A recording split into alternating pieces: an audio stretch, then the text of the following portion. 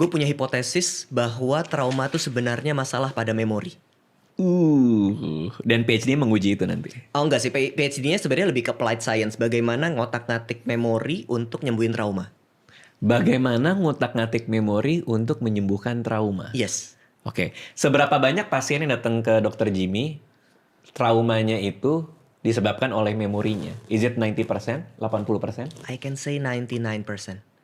Seberapa sering ternyata manifestasi dari traumanya itu ternyata jauh sekali dari memori yang menyebabkan trauma itu. Contohnya misalnya sekarang dia jadi suka cuci tangan Ya. karena dulu mungkin pernah diomongin kasar atau kotor sama temennya gitu. Ada manifestasi sekarang kayak gitu-gitu. Ada, dan kadang manifestasinya gapnya tuh jauh. Kejadiannya umur 4 tahun, dia mengalami gejala 20 tahun, let's say begitu. Yes. Oke, ada contoh yang bisa di-share? Ada banyak sebenarnya ya. Oke. Yang mungkin dari sini aja.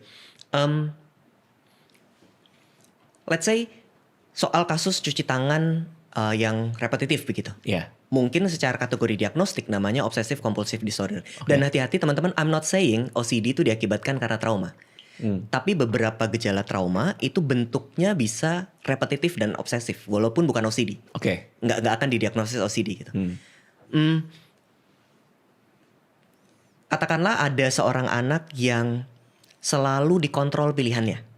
Oke. Misalnya saat SD dikontrol siapa temannya, saat Oke. SMP mau masuk SMP tertentu dimasukin SMP lain. Ini oleh orang tua lah ya. Oleh orang tua. Saat SMA mau masuk IPS disuruh masuk IPA, kuliah jurusan dipilihin terus-menerus seperti itu. Akhirnya masuk kedokteran, sampai di kedokteran juga dipilihin harus spesialis apa. Oke. One day tiba-tiba setelah dia punya anak, semuanya meledak, dia tidak bisa berhenti cuci tangan. Terus-menerus. Kayaknya nggak ada hubungannya ya. Ada hubungannya. Apa hubungannya? Hubungannya semua bicara soal kehilangan kendali.